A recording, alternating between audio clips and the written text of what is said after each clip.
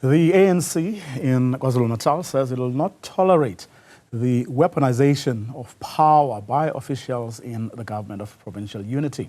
The party held a briefing this afternoon to respond to remarks made by, among others, Finance MEC Francois Rogers at a weekend engagement in Kokstad.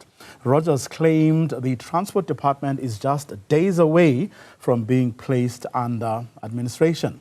Let's talk about this with the ANC Provincial Task Team Coordinator, Mike Mabuyakhulu. A very good afternoon to you, Mr. Mabuyakhulu. Thanks very much for your time. Certainly, from pronouncements that have been made over the past couple of weeks, including some comments you also made this afternoon, it would seem that all is not well between members of the government of provincial unity.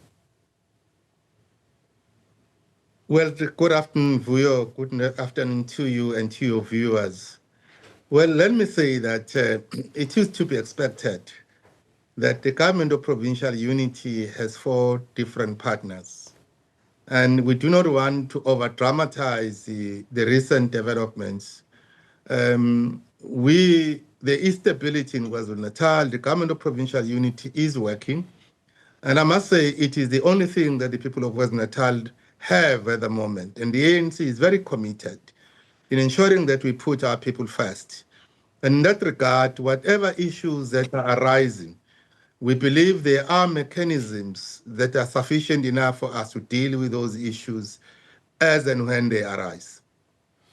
Well, if you only get to hear days from the Transport Department is placed under administration, that this is what is going to happen. If we look at the 2 ANC MSCs, whom we've been told the Premier is waiting to hear from, again, in fact, was waiting to hear from the ANC as to what needs to be done, then that, to me, suggests that whatever mechanism is there, if you have one, then it's clearly not working, because one would argue that things ought not to have gotten to this point if indeed the whatever mechanism you have is actually working.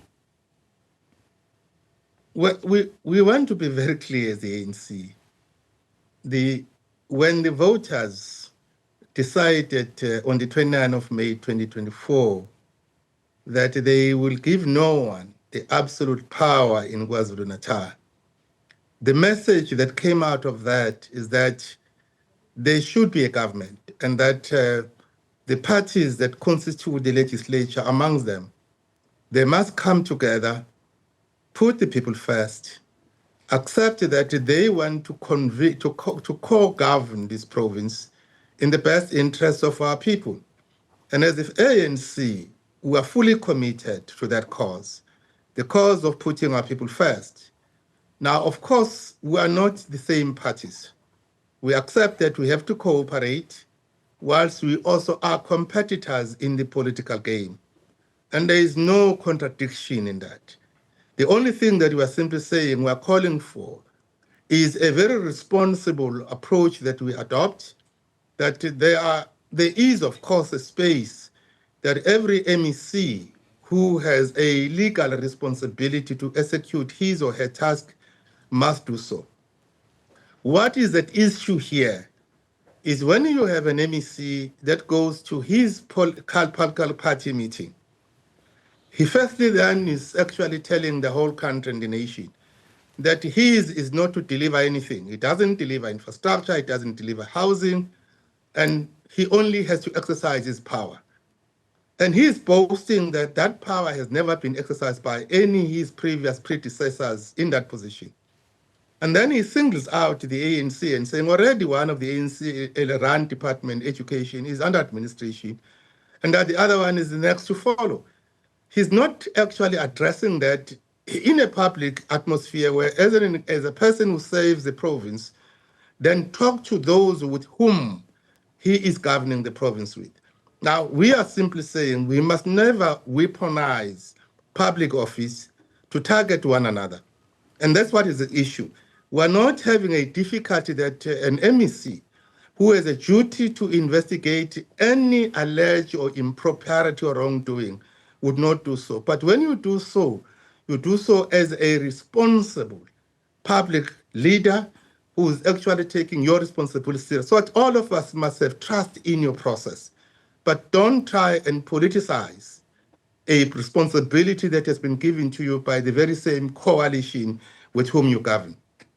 But according to reports, and I'm citing this as an example of what appears to be problematic, Carol Coetzee, who is the head of Treasury, writes to her education counterpart several letters asking pertinent questions, and with a view, of course, to correcting whatever wrongs that there may be, and then doesn't get the cooperation that she believes Treasury should get.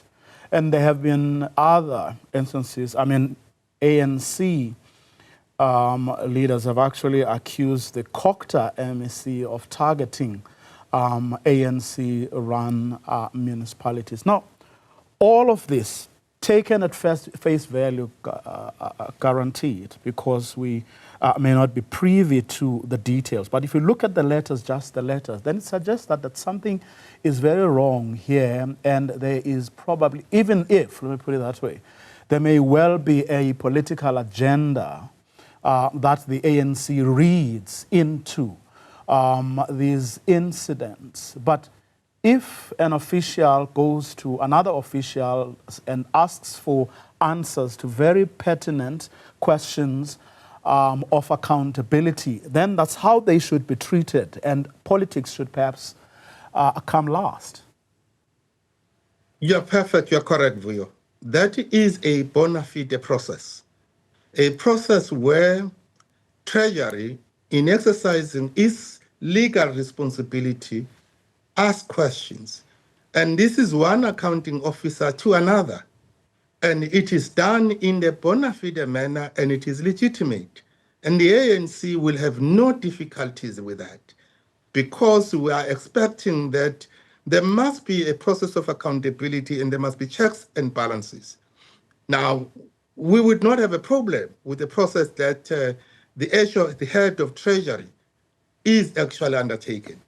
Where we do have a serious difficulty is when, therefore, the political head with an executive authority chooses to go to his party's platform, and therefore he is politically grandstanding, and therefore clearly indicating that he accounts not to the partners, the ANC, he does not account to the IFP, he does not account to the NFP.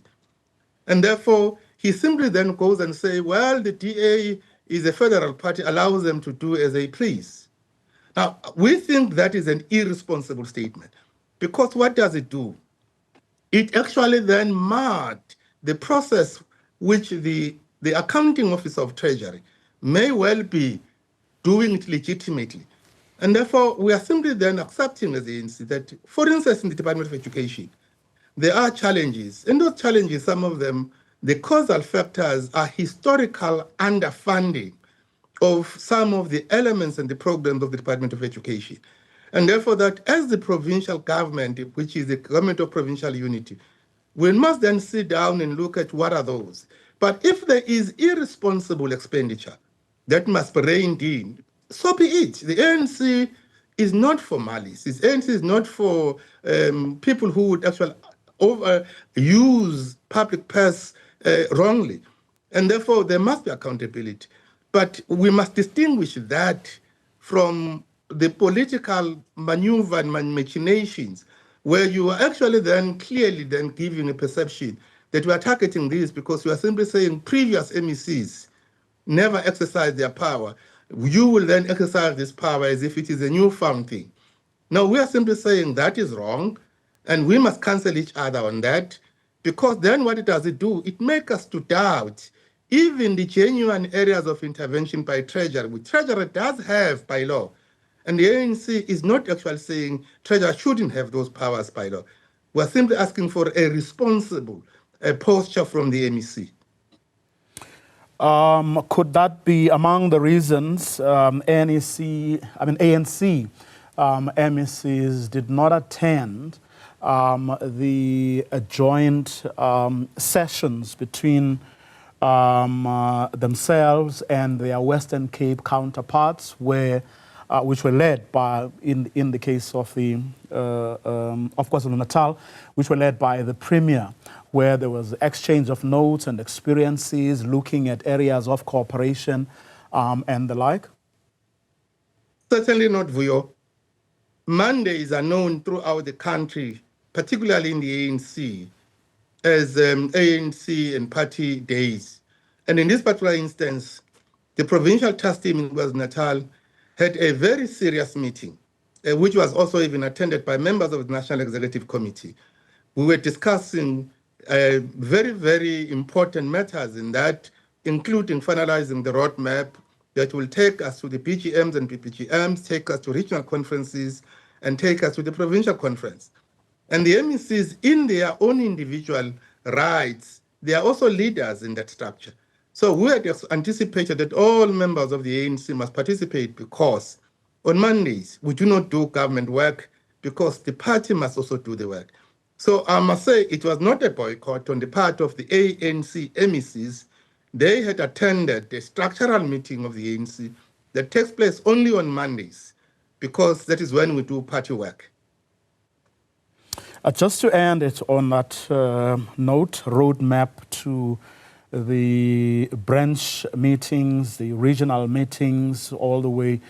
How is that process, and what are you doing differently this time, considering how, I don't need to remind you of this, how badly you did in the last provincial and national election, and as you are preparing for local government elections due to take place next year? Because certainly from the statement that I read, it wouldn't seem that all is well. You have ANC councillors going against the party's position and enabling votes of no confidence to be passed against their party-nominated councillors.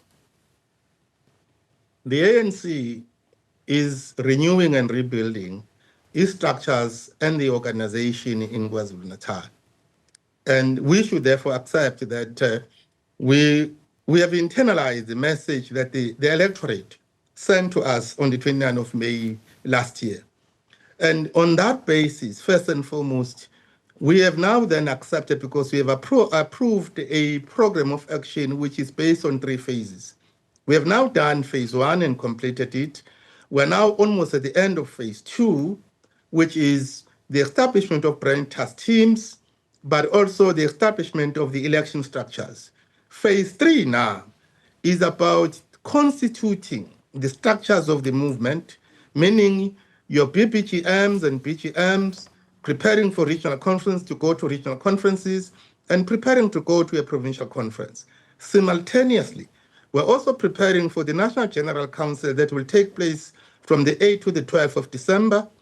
But we are, parallel to this, going to our people, serving our people, having community meetings wherever we are, ensuring that there is accountability in all of municipalities. In June this year, we convened an alliance summit on local government and service delivery. We now know exactly where are the pressure points. And therefore, we're expecting all ANC leaders, those deployed in government, but those who are leading ANC structures throughout the province, to be on the ground and to serve our people. And therefore, in doing that, we are also then ensuring that we prepare to have the regional conferences in November, and at the end of November, to also move towards a provincial conference. So I think the ANC is focused. And therefore, in our focus, we know that there will always be pitfalls here and there. And where they happen, for instance, like in Pendle municipality, the ANC is decisively intervening, and those councillors shall be then referred to the DC. So the center is holding in KwaZulu-Natal. Of course, we will not be the first one to admit that when you are renewing and rebuilding an organization, it doesn't happen overnight. It takes time, but we are equal to the task. Is the centre holding even with respect to your ally, the SACP, which has made, which has a resolution to actually contest elections independently? Vuyo, you and I would accept that the SACP is an independent organization who is an ally of the ANC. And at all material times, the ANC has always respected its relationship with the Communist Party. But I can only speak for KwaZulu-Natal. Though the ANC is a unitary organization, and what applies nationally also applies to us here. But our relations in this province between all of the alliance partners, the South African Communist Party, COSATU, and SANCO, is very, very good. And we are therefore working on the basis that we would like to ensure that in KwaZulu-Natal, we do not allow a scenario where we can divide the votes of the progressive movement. Of course, we do respect the resolution of the SACP that was taken in its National Congress, and they remain our allies. So on that score, the ANC can't speak for the ACCP, but we can take our cue from the national position of the African National Congress.